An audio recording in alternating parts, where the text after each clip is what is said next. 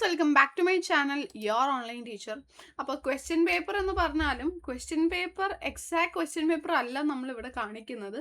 Maximum ഈ video നിങ്ങളിലേക്ക് എത്തിക്കുന്നതിന് വേണ്ടിയിട്ടാണ് നമ്മളിവിടെ നോക്കാൻ വേണ്ടിയിട്ട് പോകുന്നത്. ഈ ലാസ്റ്റ് നിമിഷത്തിലും നമ്മൾ പഠിച്ചാൽ, പ്ലാൻ ചെയ്ത് പഠിച്ചാൽ എങ്ങനെ 48 മാർക്കിൻ്റെ മുകളിൽ നമുക്ക് സ്കോർ ചെയ്യാൻ വേണ്ടിയിട്ട് പറ്റും എന്നതാണ് നമ്മൾ നോക്കുന്നത്. അതിന് ഹെൽപ്പ് ചെയ്യാനാണ് മിസ് വന്നിട്ടുള്ളത്. ഈ വീഡിയോ നിങ്ങൾ ആദ്യം മുതൽ അവസാനം വരെ കാണുക. ഈ പറഞ്ഞ രീതിക്ക് നിങ്ങൾ ഫോളോ ചെയ്താൽ 48 മാർക്ക് സ്കോർ ചെയ്യാന്ന് പറയുന്നത് ഈസിയാണ്. എഫേർട്ട്ലെസ്ലി നിങ്ങൾക്ക് എന്ത് ചെയ്യാൻ പറ്റും, സ്കോർ ചെയ്യാൻ വേണ്ടിയിട്ട് സാധിക്കും. അപ്പോൾ അത് നമ്മൾ അറിയണമെന്നുണ്ടെങ്കിൽ വെറുതെ ഏതെങ്കിലും കുറച്ച് ക്വസ്റ്റ്യൻസ് പഠിച്ചാൽ പോരാ. നമ്മൾ ക്വസ്റ്റ്യൻ പേപ്പറിൻ്റെ പാറ്റേൺ മനസ്സിലാക്കി അതിന് കൃത്യമായിട്ടുള്ള ഒരു സ്ട്രാറ്റജി ഫോം ചെയ്യണം. അപ്പോൾ സ്ട്രാറ്റജി നമുക്ക് നോക്കാം. എങ്ങനെ 48 മാർക്സിലേക്ക് നമുക്ക് എത്താം എന്നതാണ് നമ്മൾ നോക്കാൻ പോകുന്നത്. ഫസ്റ്റ് നമുക്ക് വരുന്ന ക്വസ്റ്റ്യൻ എന്ന് പറയുന്നത് 1 വേർഡ് ക്വസ്റ്റ്യൻസ് ആയിരിക്കും. അത് 8 ചോദ്യം ഉണ്ടാവും. 8 ചോദ്യത്തിൽ നമുക്കൊരു 4 ചോദ്യം നമുക്ക് ശരിയാക്കാൻ പറ്റും. ഈസി ആയിരിക്കും, എല്ലാവർക്കും ഒരേപോലെ സ്കോർ ചെയ്യാൻ പറ്റുന്ന രീതിയിലായിരിക്കും. ഈ 4 മാർക്ക് നമ്മൾ സ്കോർ ചെയ്തെടുക്കണം. നന്നായിട്ട് വായിച്ച് നോക്കിയിട്ട് വേണം ആൻസർ ചെയ്യാൻ. 4 എണ്ണം ഈസി ആയിട്ടായിരിക്കും ഉണ്ടാകാം. പിന്നെ വരുന്നത് 2 മാർക്കിന് 4 ചോദ്യങ്ങളാണ്. അപ്പം 4 ചോദ്യങ്ങൾ എന്ന് പറയുമ്പോൾ ഏകദേശം ഒരു കുറച്ച് സെറ്റ് ഓഫ് ക്വസ്റ്റ്യൻസ് ഉണ്ട് വന്നുകൊണ്ടിരിക്കുന്നത്. അത് തന്നെ പഠിച്ചു വെച്ചാൽ മതി.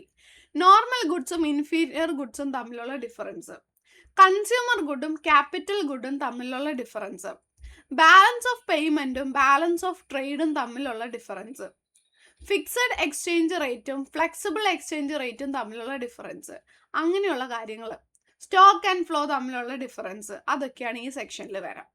പിന്നെ ഈ ഒരു ക്വസ്റ്റ്യൻ ഷുവർ ക്വസ്റ്റ്യൻ ആണ്. 2 മാർക്ക് അല്ലെങ്കിൽ 3 മാർക്കിൻ്റെ സെക്ഷനിൽ വരും. അതായത് ഇക്വിലിബ്രിയം പ്രൈസും ഇക്വിലിബ്രിയം ഔട്ട്പുട്ടും ആണ്. ഈസിയാണ്. ഇതിൻ്റെ എല്ലാം വീഡിയോസ് നമ്മൾ ചെയ്തിട്ടുള്ളതാണ്. അപ്പോൾ ഇത് നിങ്ങൾ പഠിച്ചാൽ ഈ ഒരു 2 മാർക്കും നിങ്ങൾക്ക് സ്കോർ ചെയ്യാൻ വേണ്ടിയിട്ട് പറ്റും. പിന്നെ വരുന്നത് ഇൻവെസ്റ്റ്മെൻറ്റ് മൾട്ടിപ്ലയേഴ്സ് നിങ്ങൾ പഠിക്കണം കേട്ടോ. മൾട്ടിപ്ലയേഴ്സും നിങ്ങൾ പഠിക്കണം. അപ്പോൾ അങ്ങനെ കുറച്ച് set of questions, circular flow of income, പിന്നെ 4 സെക്ടർ എക്കോണമിയിലെ 4 സെക്ടേഴ്സ് ഏതൊക്കെയാണ്, firm, house hold, government, external sector എന്ന് പറഞ്ഞിട്ടുണ്ടല്ലോ. അങ്ങനെയുള്ള സ്ഥിരമായിട്ട് വരുന്ന കുറച്ച് ടൈപ്പ് ഓഫ് ക്വസ്റ്റ്യൻസ് ആണ് ഇവിടെ പഠിക്കേണ്ടത്. അപ്പോൾ അത് പഠിച്ചിട്ടുണ്ടെങ്കിൽ 8 മാർക്കിൽ നിങ്ങൾക്ക് ഈസി ആയിട്ട് നിങ്ങൾക്ക് 4 മാർക്ക് സ്കോർ ചെയ്യാൻ പറ്റും.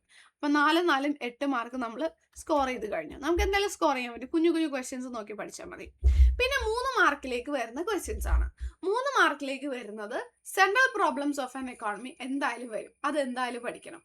ദെൻ പ്രോഫിറ്റ് മാക്സിമൈസേഷൻ്റെ കണ്ടീഷൻസ് സെറ്റ് ചെയ്തുകൊണ്ടുള്ള ആ ഗ്രാഫ് അത് പഠിക്കണം. Okay. Then circular flow of income പഠിക്കണം.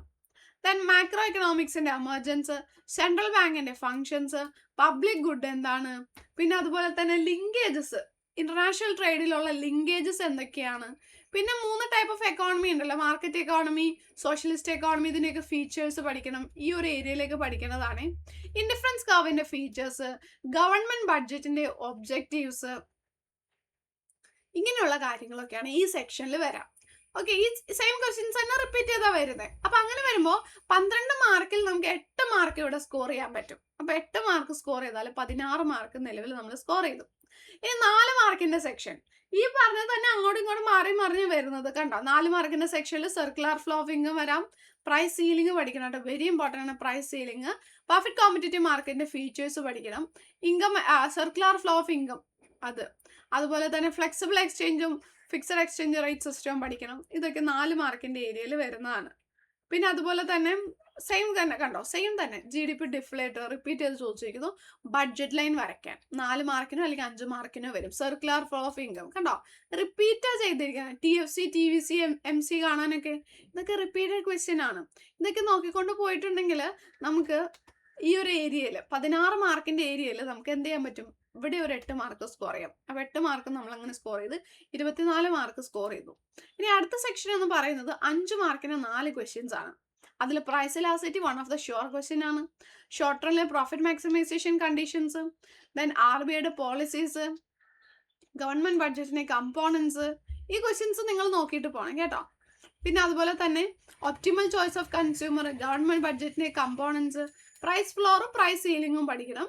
പിന്നെ ഇതെന്തായാലും ചോദിക്കും. ആഗ്രിഗേറ്റ് ഡിമാൻഡ് കർവ് വെച്ചിട്ടേ ഇക്വിലിബ്രിയം കാണാനൊക്കെ ചോദിക്കും. അപ്പൊ ഇങ്ങനെയുള്ള ഈ ടൈപ്പ് ഓഫ് ക്വസ്റ്റ്യൻസ് ആണ് 5 മാർക്കിന്റെ സെക്ഷനിൽ വരാം. അപ്പൊ ആ സെക്ഷനിൽ ഇപ്പൊ ഞാൻ ഈ പറഞ്ഞൊരു 8ഓളം ക്വസ്റ്റ്യൻസ് ഉണ്ടല്ലോ 5 മാർക്കിന്റെ സെക്ഷനിൽ പറഞ്ഞത്, അത് നിങ്ങൾ പഠിച്ചിട്ടുണ്ടെന്നുണ്ടെങ്കിൽ 20ൽ നിങ്ങൾക്ക് ഒരു 15 മാർക്ക് സ്കോർ ചെയ്യാൻ പറ്റും. അപ്പൊ 24ഉം 15ഉം 39 മാർക്ക് നമുക്ക് ഒറ്റയടിക്ക് ഇവിടുന്ന് സ്കോർ ചെയ്യാം. പിന്നെ വരുന്നതാണ് 8 മാർക്കിന്റെ ചോദ്യം. 8 മാർക്കിന് 3 ചോദ്യം, 3 ചോദ്യത്തിൽ 2 ചോദ്യമാണ് എഴുതേണ്ടത്. 2 ചോദ്യമായിട്ട് വരാറുള്ളത് പ്രോഫിറ്റ് മാക്സിമൈസേഷന്റെ കണ്ടീഷൻസ്, ആർബിഐയുടെ ടൂൾസ്, പിന്നെ law of variable proportion, consumers equilibrium, പിന്നെ method of calculating national income, TFC, TVC, SMC ഒക്കെ കാണാൻ, ബഡ്ജറ്റ് ലൈൻ വരയ്ക്കാൻ, ഈ ടൈപ്പ് ഓഫ് ക്വസ്റ്റ്യൻസ് ആണ് വന്നുകൊണ്ടിരിക്കുന്നത്. മാറി മറിഞ്ഞും റിപ്പീറ്റഡ് ആയിട്ട് ചോദിച്ചുകൊണ്ടിരിക്കുന്നത്. അപ്പൊ ഈ 16 മാർക്കിന്റെ ക്വസ്റ്റ്യനിൽ നമ്മൾ ഒരു 10 മാർക്കും കൂടി ഇവിടെ സ്കോർ ചെയ്യാം. ഓക്കെ, അതായത് ഇവിടെ എങ്ങനെയാലും 5 മാർക്ക് സ്കോർ ചെയ്യാം, ഇവിടെയും 5 മാർക്ക് സ്കോർ ചെയ്യാം. 10 മാർക്ക് സ്കോർ ചെയ്ത് കഴിഞ്ഞാൽ 49 മാർക്കായി നമ്മൾ സേഫായി. ഓക്കെ, അപ്പോൾ ഈ ഒരു രീതിയിൽ നിങ്ങൾ പ്ലാൻ ചെയ്ത് എക്കണോമിക്സ് പഠിക്കുക. ഇപ്പം ഞാൻ ഈ പറഞ്ഞ ക്വസ്റ്റ്യൻ അതിൻ്റെ ആൻസേഴ്സ് ആണ് മെയിനായിട്ട് പഠിക്കുന്നത്. അങ്ങനെ പഠിച്ചിട്ടുണ്ടെന്നുണ്ടെങ്കിൽ നിങ്ങൾ പാസ്സാകുമെന്നുള്ള കാര്യത്തിൽ യാതൊരു സംശയവുമില്ല. നന്നായിട്ട് പഠിക്കുക. വെറുതെ ഏതെങ്കിലും ക്വസ്റ്റ്യൻ എടുത്ത് പഠിച്ചാൽ പോരാ, പ്ലാൻ ചെയ്ത് പഠിക്കുക.